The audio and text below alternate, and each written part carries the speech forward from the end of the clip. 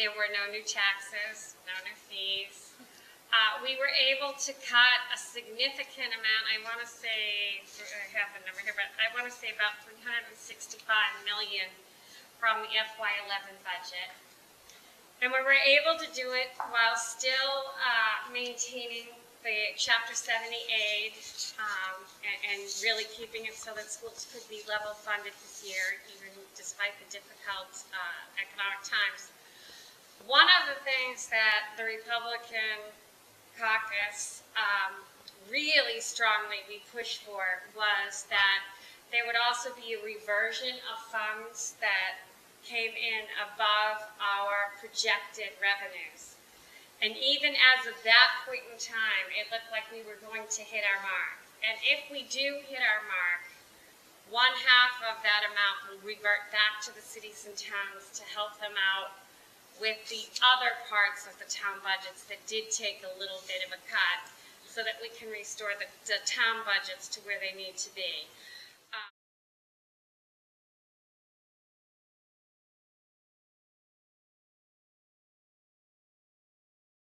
But what the gift ban was is the legislature had filed and passed a bill a couple of years ago that disallowed medical insurance companies or pharmaceutical companies from giving dinner or taking out a physician, you know, or someone that they wanted to kind of woo to get their business.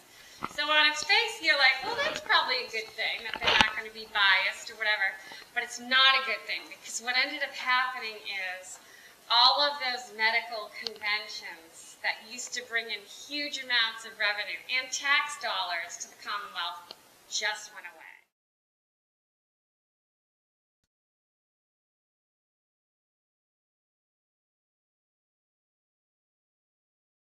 But one of the really glaring problems was the misuse of essentially what's a debit card that they are given as part of their benefits. And they could use it for gambling, they could use it for alcohol, they could use it. They weren't using these funds for the purpose for which they were intended. And it really had gone so far afield. So we did pass legislation to make sure that those cards can only get used for the purposes for which they were designed, which is obviously food more than anything else. We also passed a bill, which on its face may not seem like it's a big deal, but there was a bill that we put forward for preventing drug waste, prescription drug waste. And what it is that when somebody is given medication, and even if it's in a sealed container and unused and hasn't gone bad and there's no other reason to throw it away, the nursing homes and the hospitals, they have to trash it. Okay, so we're literally throwing away medical prescriptions that the state projects our now savings of not doing that to be in the area of $20 million.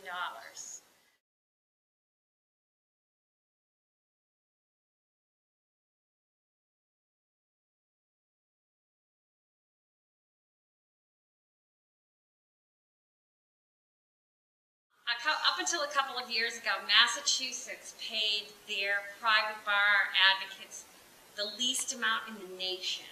We were the lowest paid advocates in the nation. So they had this Rogers Commission that looked at everything, and then the legislature approved a plan whereby we would incrementally raise their rate. And so first raise brought them up to $50 an hour, and then the legislature actually didn't comply after that. They didn't do the subsequent increases. With the governor's plan, we'd be hiring them at an average salary of mid-$50,000 range with insurance and retirement and everything, versus paying $50 an hour with nothing, no insurance, no anything. The numbers don't match up. But also, all of those little mom and pop lawyers across the state who might hire a secretary from their town or something, you're shutting them down, basically. You're shutting those private businesses down. So the House Ways and Means said, well, okay, we won't shut them down, but what we'll do is we'll only hire 200 new lawyers, and we'll only take a percentage of their business away. Still don't see the savings. I didn't see it. I played with the numbers every which way that I could, and I saw a huge increase in the plan, in my opinion. That it's really an unwise move.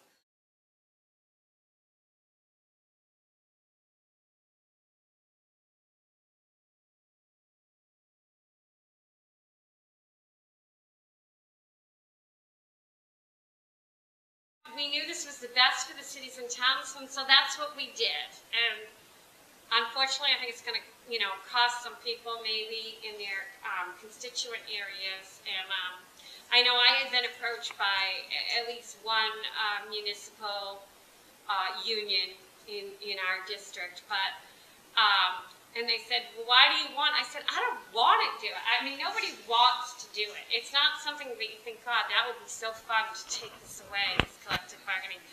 Nobody wants to do it. Problem is, there just is not the money to do it any longer. And the program is designed a little bit differently than it was originally put forward. And what it does is it does give them the ability to do some collective bargaining.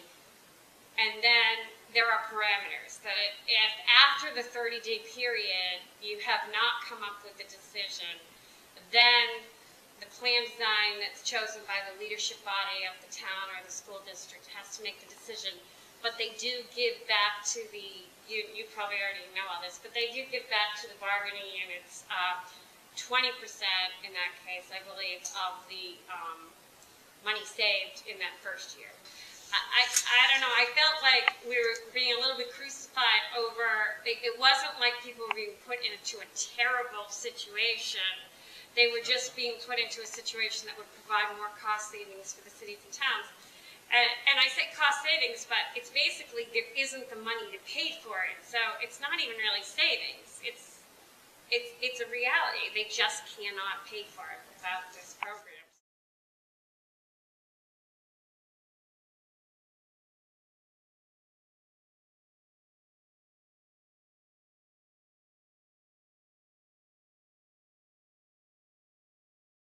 The problem is the insurance companies still won't cover it.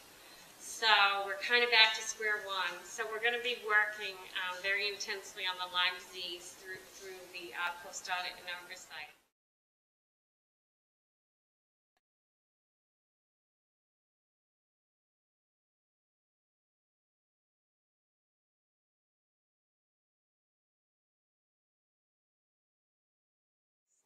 The head of the Judiciary Committee on the Senate side has put forth a bill that we not allow citizens to bring petitions that would affect the life, liberty, and pursuit of happiness of any individual in the Commonwealth of Massachusetts. We had a person that came to speak who was, he kind of would have appeared a little bit, he was definitely, he would call himself like a radical liberal extremist. I think he defined his own self as that. And he appeared that way, and he was from the Amherst, Massachusetts area. And he was like, but oddly enough, this guy said, hey, I just have to call out the elephant in the room here. I know exactly why you're doing this. And everyone knows exactly why you're doing this. And he says, I have a lot of friends that are gay, and gay marriage is very prevalent where I am, but you are doing this to prevent anyone from ever bringing a bill to have gay marriage abolished or something. And you could have heard like this, because it's exactly what she was doing, but he said, that's wrong. And he said, you as liberal as I am, I can't see, allowing our legislature to make a decision to change us from a government by the people, where we govern ourselves essentially, to a situation where we tell the people what we will and will not hear from them. And that is exactly what this constitutional amendment will do. And it really, say your prayers tonight, because it's going to be heard tomorrow. And it's going to be, I don't know how much the power machine is going to push it down people's throats, but I fear that it could, and I think it's one of the most tragic Massachusetts Constitution issues that I think we will ever say. You basically just took the rights of the people to be heard right out of their hands.